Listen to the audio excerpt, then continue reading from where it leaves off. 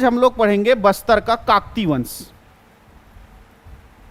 बस्तर का काकतीय वंश। ठीक, बस्तर में काकतीय वंश कैसे आया पहले उसको समझते हैं। दिल्ली में जब मुस्लिम साम्राज्य चल रहा था, दिल्ली सल्तनत काल, तो उसमें एक राजा था अलाउद्दीन खिलजी, है नहीं? जानते हो अलाउद्दीन खिलजी को? नहीं जानते हो? गाना सुने हो खली बली वाला? हाँ, उसमें रणवीर सिंह तो है क्या? हाँ, जिस राजा का रोल किया है वही राजा है कौन? अलाउद्दीन खिलजी। तो अलाउद्दीन खिलजी जब राजा था तो वो अपने साम्राज्य को विस्तार कर रहा था। तो उसका एक सेनापति था जिसका नाम था मलिक काफूर। क्या नाम था? मलिक काफूर। ये मलिक काफूर जो है अब दिल्ली से निकला और विजय यात्रा चालू किया, और विजय यात्रा के करते करते वो पहुंचा कहाँ? वारंगल। और वारंगल में शासन था चालुक्य वंश का। चालुक्य वंश, जिसको काकतीय वंश भी कहते हैं। काकतीय वंश, इसका शासन था, है ना? ये बात 1309 के आसपास की है। जो कहानी आपको बता रहा हूं कब की है?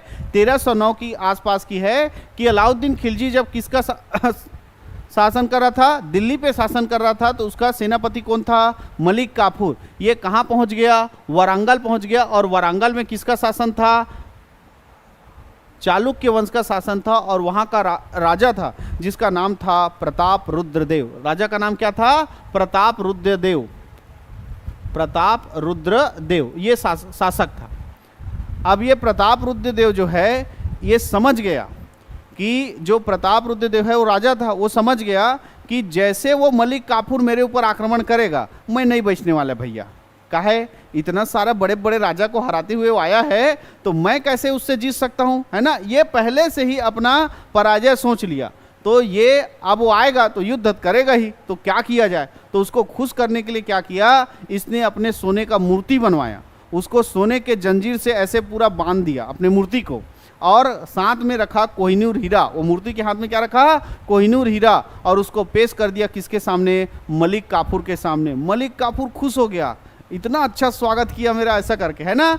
मतलब वो ये था, वो मूर्ति को जंजीर से बांधकर पेश करने का मतलब ये बता रहा था कि मेरे से युद्ध मत करो, मैं आपकी क्या करता हूँ? अधीनता स्वीकार करता हूँ। तो इस तरह देखो, ये प्रताप रुद्रदेव ने किसकी अधीनता स्वीकार कर दी? खिलजी वंश की अधीनता स्वीकार कर दी। किसकी अधीनता स्वीकार कर दी? खिलजी वंश की अधीनता स्वीकार कर दी। लेकिन जैसे खिलजी वंश समाप्त हुआ, और खिलजी वंश समाप्त होते ही कौन सा वंश आया? तुगलक वंश। कौन सा वंश आया? तुगलक वंश। और 1321 में इस प्रताप रुद्रदेव ने तुगलक वंश की अधीनता को अस्वीकार कर दिया। खिलजी वंश की अधीनता स्वीकार किया था, लेकिन जैसे खिलजी के बाद क्या आया दिल्ली में? तुगलक वंश आया। तो वो भी चाहा कि तुम मेरे अधीन रहो, लेकिन जो प्रताप रुद्रदेव है उसने कहा कि मैं खिलजी वंश के अधीन था, तुम्हारे तुगलक वंश के अधीन नहीं रहूंगा। और यहाँ पर राजा था गयासुद्दीन तुगलक। गयासुद्दीन तुगलक ये राजा था। इस गयासुद्दीन तुगलक की अधीनता को क्या कर दिया? अस्वीकार कर दिया। दिमाग खराब हो गया किसका? गयासुद्दीन तुगलक का। उसने तुरंत आक्रमण किया किस पर? वारंगल पर। और राजा प्रताप रुद्रदेव को क्या कर दिया? पराजित कर दिया। उसको जान बचाकर वहां से भागना पड़ा, है ना? वारंगल से क्या हो गया? भाग गया, है ना? कौन भाग गया? प्रताप रुद्रदेव। और इसका भाई था जिसका नाम था अन्नमदेव। इसी का भाई कौन था? अन्नमदेव। ये दोनों जो है वारंगल को छोड़कर क्या हो गए? भाग गए। और जंगल के रास्ते होते ये भोपालपट्टनम पहुंचे। कहाँ पहुंचे? भोपालपट्टनम, है ना? जो अभी वर्तमान बीजापुर का भोपालपट्टनम है, उस जगह पहुंचे। तो वहां पर छोटे छोटे कबीलों का राज चल रहा था, छोटे छोटे राजाओं का राज चल रहा था। उनको जो है ये दोनों भाई ने मिलकर पराजित कर दिया। कौन कौन? प्रताप रुद्रदेव और अन्नमदेव ने। और वहीं पर एक नए नगर की स्थापना की जिसको विजयपुर नाम दिया गया। एक नया नगर, अभी लोग विजय हो रहे थे तो इसलिए जो नगर जहां पर इन्होंने अपना निवास स्थान बढ़ाया उसको क्या नाम दिया? विजयपुर, जिसको आज हम लोग बीजापुर के नाम से जानते हैं। क्लियर है? विजयपुर नाम दिया जिसको आज हम लोग किस नाम से जानते हैं? बीजापुर के नाम से जानते हैं। अब इन लोग का थोड़ा बहुत जो है, अब भगे थे तो मतलब खाने पीने कुछ पैसा वैसा नहीं था, बस थोड़ा सा सेना था। और उसी सेना के सहायता से इन्होंने छोटे छोटे राजाओं को पराजित करके कहाँ पर अपना निवास स्थान बनाया था? विजयपुर पर। तो प्रताप रुद्रदेव जो है सोचा कि वापस मैं कहाँ चले जाता हूँ? वारंगल। तो जब ये वारंगल गया तो देखा तो वहाँ पर पूरा किसका शासन चालू हो गया था? गयासुद्दीन तुगलक का, यानी कि तुगलक वंश का पूरा कब्जा हो गया था किस पर, वारंगल पर। वो इसी सदमे में मर गया कौन, प्रताप रुद्र देव। इसी सदमे में मर गया कौन, प्रताप रुद्र देव। तब ये जो था अन्नम देव, ये तो पूरा जीता हुआ था क्षेत्र को। इसी क्षेत्र से आगे बढ़ते हुए ये कहाँ पहुंचा, बारसूर। कहाँ पहुंचा, बारसूर। और बारसूर में देखा कि बारसूर में जो है किसका शासन चल रहा है, छिंदक नागवंशी राजाओं का शासन चल रहा है। और वहां का राजा कौन है, हरिश्चंद्र देव। वहां का राजा कौन है, हरिश्चंद्र देव। और इसी हरिश्चंद्र देव के साथ इस अन्नम देव ने क्या किया, लड़ाई किया। वो सन था कब, 1324। 1324 में जो है अन्नम देव और हरिश्चंद्र देव का क्या हुआ, लड़ाई हुआ। इस हरिश्चंद्र देव के तरफ से उसकी बेटी, जिसका नाम क्या था, चमेली देवी, वो भी लड़ाई कर रही थी। लेकिन अन्नम देव ने दोनों बाप बेटी को मार दिया और इस छिंदक नागवंश को क्या कर दिया, समाप्त कर दिया। तो छिंदक नागवंश को समाप्त करने वाला राजा कौन था, अन्नम देव। और इसी तरह से है ना, इसी युद्ध के बाद से छत्तीसगढ़ के बस्तर में आरंभ होगा कौन सा वंश, काकतीय वंश। समझ में आया कैसे स्थापना हुआ काकतीय वंश का। अन्नम देव जो कि वारंगल के चालुक्य राजा किसका, प्रताप रुद्र देव का भाई था, जब वो खिलजी वंश की अधीनता स्वीकार किया तब उनको कहीं जाना नहीं पड़ा। लेकिन जैसे तुगलक वंश की अधीनता को अस्वीकार कर दिया तो उनके ऊपर गयासुद्दीन तुगलक ने क्या किया, आक्रमण किया। तो उनको वारंगल छोड़ के जाना पड़ा और उन्होंने छोटे छोटे राज्यों को जीतकर एक शहर बसाया जिसका नाम क्या रखा, विजयपुर, जिसको आज हम लोग बीजापुर के नाम से जानते हैं। लेकिन जब प्रताप रुद्रदेव वापस जाना चाहा तो वहां देखा कि वारंगल में पूरा किसका शासन हो गया है, तुगलक वंश का। तो उसी सदमे से उसकी क्या हो गई, मृत्यु हो गई। लेकिन अन्नम देव ने वापस छत्तीसगढ़ क्षेत्र में कूच किया और विजयनगर से आगे बढ़ के बारसूर पहुंचा। और बारसूर में देखा कि किसका शासन चल रहा है, छिंदक नागवंशी राजा हरिश्चंद्र देव का, और उसको पराजित कर दिया। और फिर छत्तीसगढ़ में किसकी स्थापना की, काकतीय वंश की। तो छत्तीसगढ़ में काकतीय वंश का पहला राजा कौन होगा, अन्नम देव। अन्नम देव, ठीक है, अन्नम देव जो है पहला राजा होगा। या काकतीय वंश का संस्थापक भी पूछेगा तो वो कौन होगा, अन्नम देव। काकतीय वंश का संस्थापक या काकतीय वंश का पहला राजा कौन है पूछेगा तो वो कौन होगा, अन्नम देव। कौन होगा, अन्नम देव, है ना। और अब भाई अब ये क्या करेगा, जो छिंदक नागवंशी राजा है उनको तो पराजित कर दिया, नया वंश स्थापित किया जिसका नाम क्या रखा, काकतीय वंश। अब ये छत्तीसगढ़ के बस्तर क्षेत्र में शासन करेगा तो किसी ना किसी जगह को तो राजधानी बनाना पड़ेगा। तो इसने राजधानी बनाया मंदहोता को। इसने राजधानी किसको बनाया, मंदहोता, है ना। तो राजधानी किसको बनाया, पहली राजधानी काकतीय वंश की तो कौन सी जगह थी, मंदहोता, ठीक है। मंदहोता जो है वो पहली राजधानी है काकतीय वंश की, ठीक। अब यहाँ पर आ गया जो है काकतीय वंश की स्थापना कर डाला। तो इसकी जो कुल देवी थी अब वो कहाँ छूट गई थी, वारंगल में।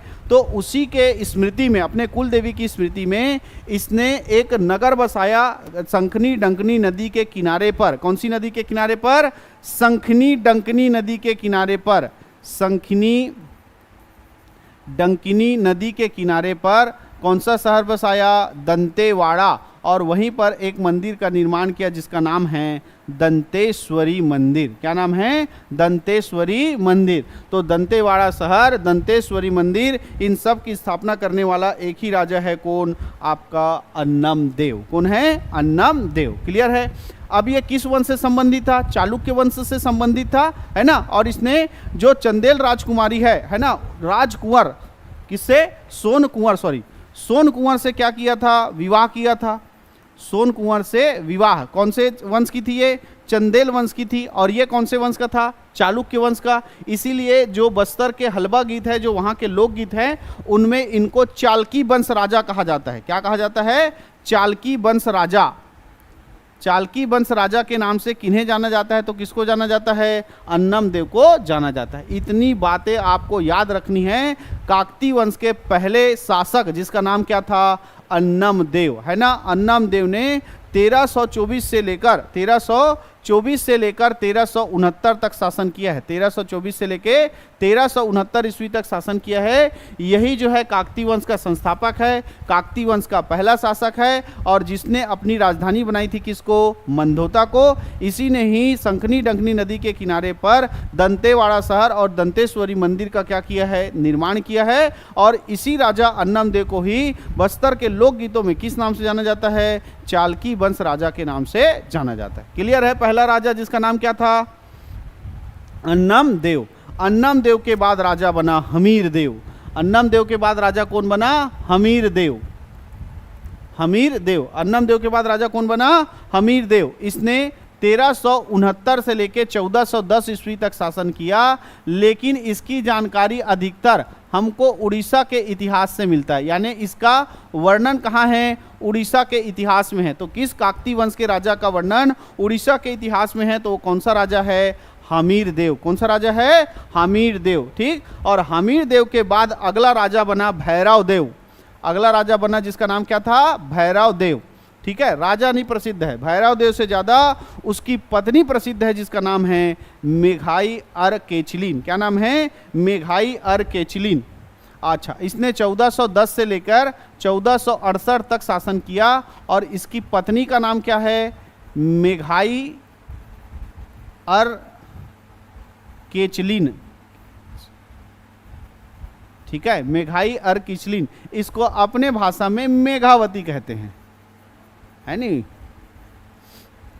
क्या कहते हैं? मेघावती। तो भैरव देव की पत्नी का नाम क्या था? मेघावती। और उसका ओरिजिनल नाम क्या था? मेघाई अर्केचलिन। ये जो मेघाई अर्केचलिन थी, ये सभी गुणों में निपुण थी। इनको शिकार आता था, राज काज भी आता था, है ना? ये शिकार पूरा आखेट विद्या में क्या थी? निपुण थी। और ये एक विशेष प्रकार की साड़ी पहनती थी जो आज भी बस्तर में क्या है? प्रसिद्ध है। किस नाम से? मेघाई साड़ी के नाम से।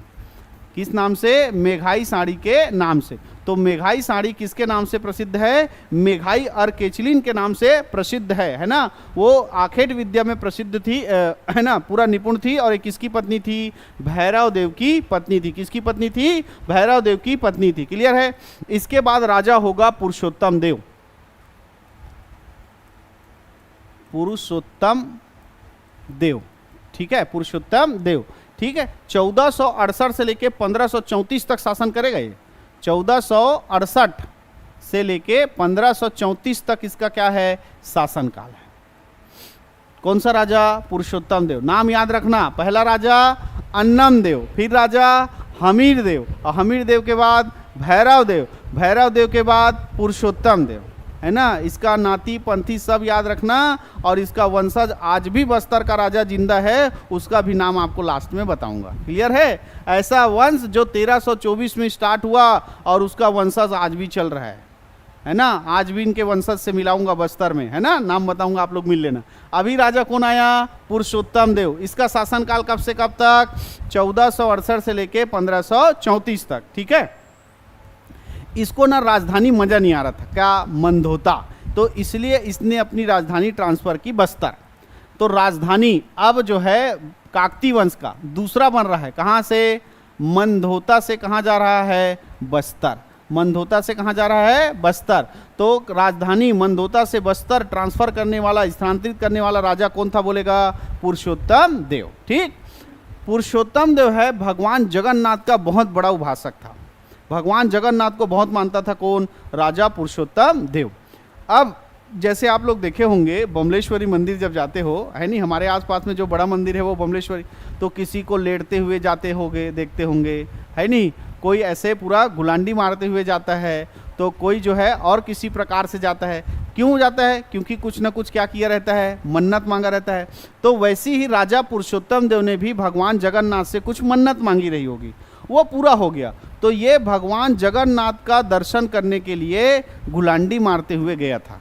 राजा है, राजा है कौन? बस्तर का पुरुषोत्तम देव। लेकिन भगवान का दर्शन करने के लिए, अपनी मन्नत को पूरी होने पर दर्शन करने के लिए कैसे गया? ये गुलांडी मारते हुए गया। जबकि राजा था, पूरा हेलीकॉप्टर बुक करा जा सकता था, है कि नहीं है? लेकिन कैसे गया? गुलांडी मारते हुए गया। जब ये जगन्नाथ पहुंचा गुलांडी मारते हुए, तो उड़ीसा, जो जगन्नाथ मतलब किस क्षेत्र के अंतर्गत आता है? उड़ीसा।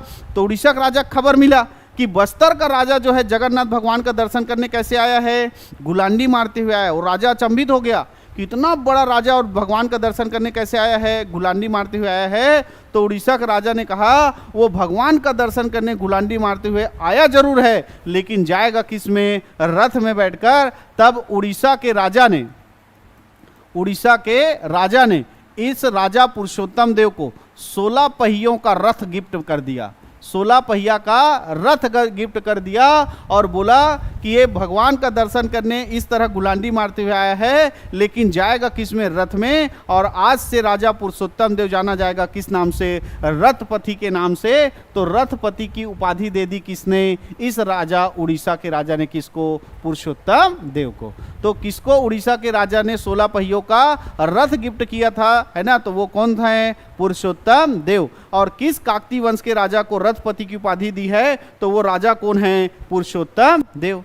अभी अब तुमको कोई गिफ्ट मिलेगा तो तुम लोग अपने घर में दिखाओगे कि नहीं दिखाओगे? हैं, ये सर मोल गिफ्ट दे ऐसे करके, मैं दिया तो जी है कि नहीं है? आप लोग मेरे दोगे तो मैं दिखाऊंगा कि ये देखो मेरे फलाना गिफ्ट किया करके। तो इसको रथ गिफ्ट मिला है, तो ये अपने पूरे प्रजा को दिखाएगा कि नहीं दिखाएगा? तो ये भी बस्तर में आया होगा, वो पूरा रथ से घूमा होगा, तभी से ही बस्तर में क्या चालू हो गया? रथ यात्रा और गोचा पर्व।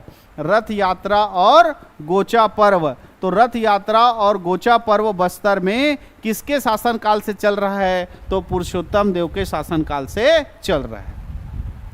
क्लियर है? राजा पुरुषोत्तम देव। 4 राजा पढ़ाया हूं, जिसमें 2 ही राजा अभी इंपॉर्टेंट है, एक अन्नम देव और एक कौन सा? पुरुषोत्तम देव, है ना? अन्नम देव पहला राजा हुआ, संस्थापक हुआ, मंदोता को राजधानी बनाया, दंतेवाड़ा और दंतेश्वरी मंदिर बनाया, और चंदेल राजकुमारी सोन कुंवर से विवाह किया, और इसको चालकी वंश राजा के नाम से जाना जाता है। उसके बाद राजा पढ़े कौन?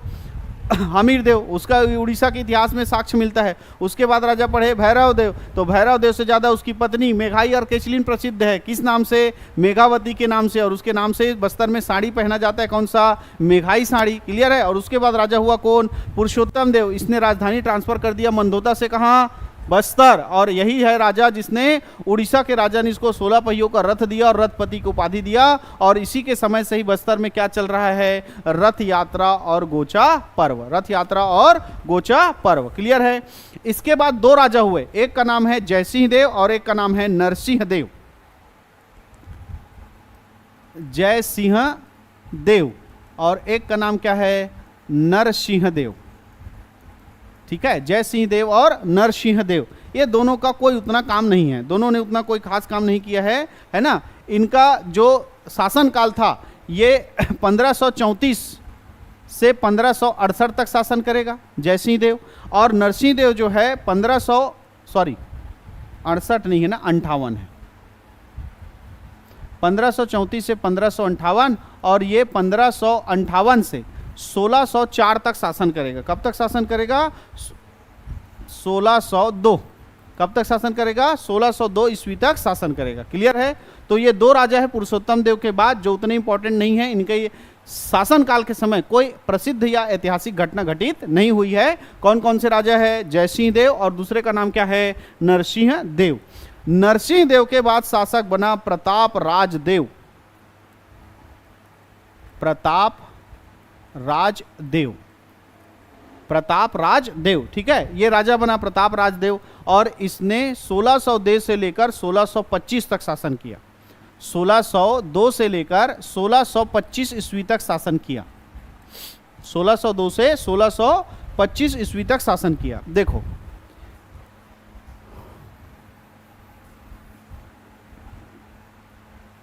हाँ, ऊपर का जरूरत नहीं है। ये हमारा क्या है? छत्तीसगढ़ और ये उसका बस्तर क्षेत्र। ठीक है? थोड़ा बड़ा बना लो। ये ऐसा, ये हमारा बस्तर क्षेत्र है। इधर है महाराष्ट्र, ये कर्नाटक। ठीक है? महाराष्ट्र और कर्नाटक। तो यहाँ पर ना शासन चल रहा, एक साम्राज्य चल रहा था। ऊपर चल रहा था कौन सा साम्राज्य? विजयनगर साम्राज्य। कौन सा साम्राज्य? विजयनगर साम्राज्य। और नीचे चल रहा था कौन सा? बहमनी साम्राज्य।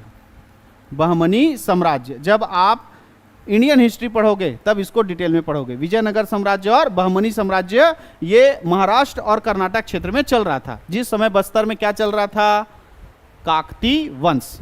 और ये जो बहमनी साम्राज्य है ये 5 भागों में बढ़ चुका था। कितने भागों में बढ़ चुका था? 5 भागों में। एक भाग था बरार, एक था बीदर, एक था गोलगुंडा, एक था अहमदनगर और एक था बीजापुर। ये हमारा वाला बीजापुर नहीं ना, कर्नाटक में भी बीजापुर है, वो वाला बीजापुर। ठीक है? ऐसे 5 भागों में बढ़ चुका था। और ये कौन सा था ऊपर? विजयनगर साम्राज्य। तो ये 5 और ये 1 6। और बस्तर में कौन सा चल रहा है? काकती वंश। इनका केवल एक ही वसूल था कि एक साम्राज्य से दूसरे साम्राज्य में आक्रमण करना है, वहां से जितना धन लूट के लाओ ला लो, ऐसा चल रहा था। तो ये जो 5 भाग में बटा था, इन लोग भी चाहते थे कि बस्तर में आक्रमण करे, बस्तर को लूटे और वहां से पूरा धन लेकर आए। तो जब काकतीय वंश का राजा कौन था? प्रताप राजदेव। कब काकतीय वंश का राजा कौन था? प्रताप राजदेव। तो गोलगुंडा का शासक था, है ना, गोलगुंडा का शासक था कुली कुतुब शाह। गोलगुंडा का शासक था कौन? कुली कुतुब शाह। कुली कुतुब शाह, इसने बस्तर पर आक्रमण किया। गोलगुंडा का शासक कुली कुतुब शाह है, उसने बस्तर पर क्या किया? आक्रमण किया। और पहले हथियार क्या होते थे? पहले राजाओं के पास हथियार होता था, वो भाला है नहीं तो तलवार, इसी से लड़ते थे कि नहीं लड़ते थे? अब वो बाहुबली अलग है कि वो कुछ भी लड़ लेता था, ठीक। तो लेकिन हमारे बस्तर के जो राजा था उसके पास जो सेना थी वो आदिवासी सेना थी, और उन लोग जानते थे कि क्या चीज? तीर कमान। क्या जानते थे? तीर कमान। तो उस तीर कमान के आगे एक गोलगुंडा के शासक कुली कुतुब शाह का सेना जो है टिक नहीं पाया, और ये जो है क्या हो गया? पराजित हो गया। ये क्या हो गया? पराजित हो गया, ठीक है। तो प्रताप राजदेव ने किसको पराजित कर दिया? गोलगुंडा के शासक कुली कुतुब शाह को पराजित कर दिया। अब ये सब जो है बाकी लोग देख रहे हैं कि नहीं देख रहे हैं? देख रहे हैं। तो अहमदनगर का जो शासक था जिसका नाम था मलिक अंबर, अहमदनगर का जो शासक था जिसका नाम क्या था? मलिक अंबर।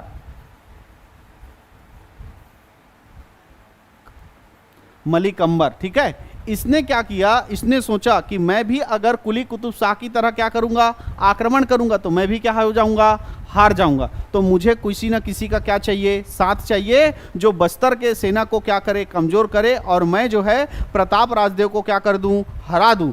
तब इसने जयपुर, जो उड़ीसा का क्षेत्र है, उड़ीसा के क्षेत्र में है जयपुर, वहां के शासक, जयपुर के शासक से संधि कर लिया।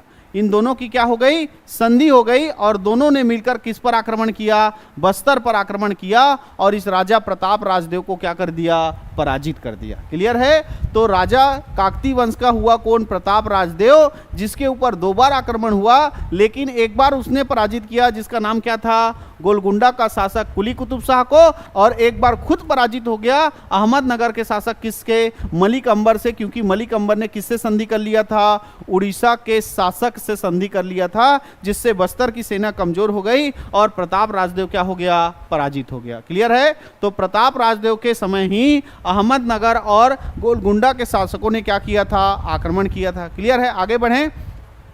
इसके बाद राजा होगा जगदीश राजदेव। कौन होगा राजा? जगदीश राजदेव। जगदीश राजदेव, है ना। और जगदीश राजदेव जो है 1625 से लेकर 1639 ईस्वी तक शासन करेगा। 1625 से लेकर 1639 ईस्वी तक शासन करेगा। और इसके समय भी जो गोलगुंडा का शासक है उसने फिर आक्रमण किया, लेकिन शासक बदल चुका था, और शासक था अब्दुल्ला कुतुब शाह। क्या नाम था? अब्दुल्ला कुतुब शाह। तो गोलगुंडा का शासक कौन था?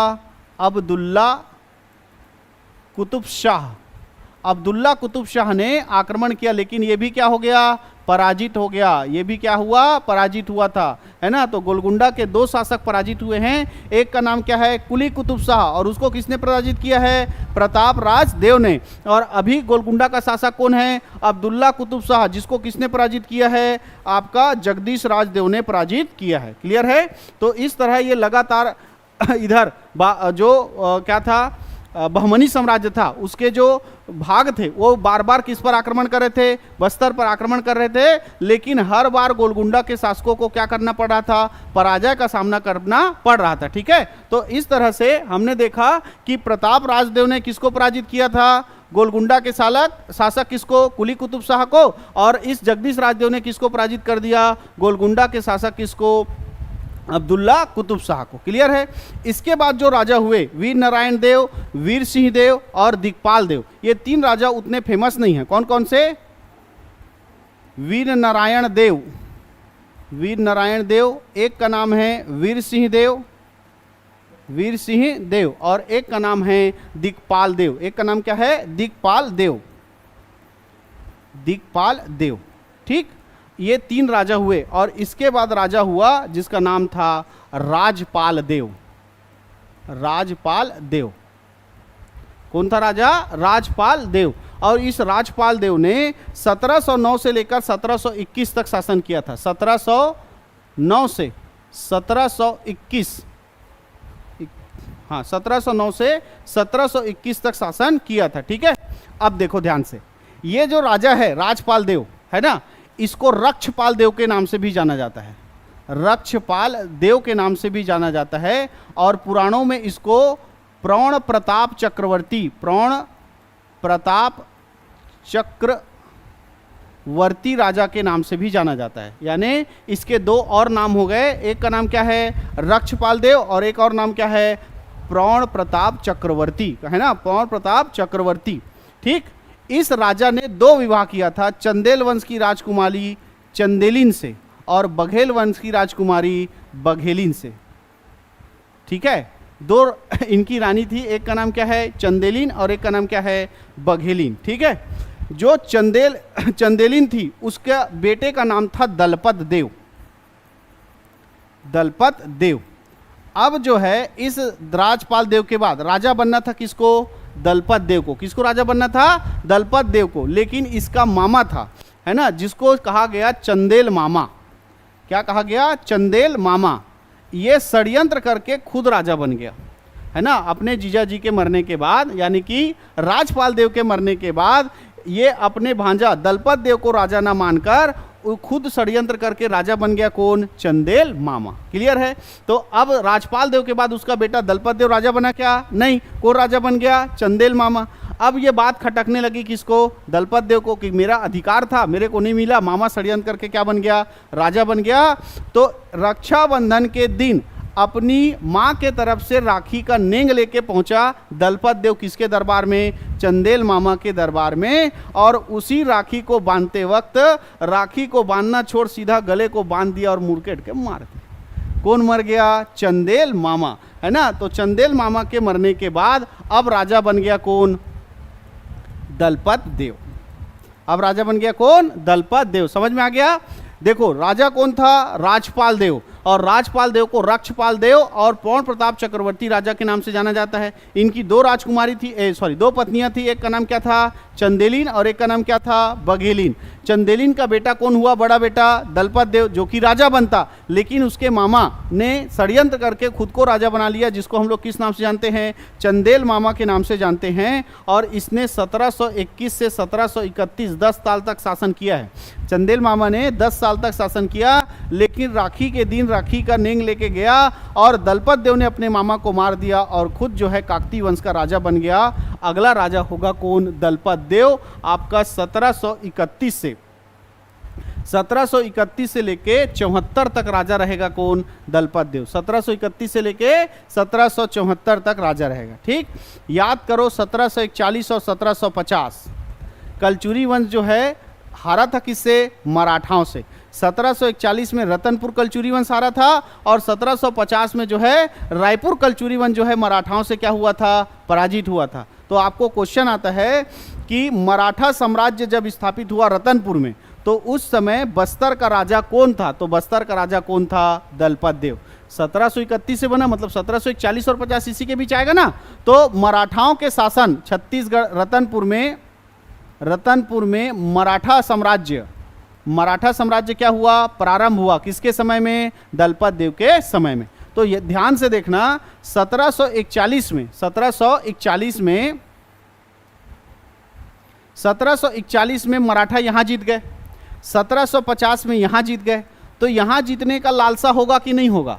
होगा। और मराठाओं के यही लालसा उनको ले चली कहां? बस्तर। और 1770 में मराठा सेनापति था जिसका नाम था नीलूपंथ।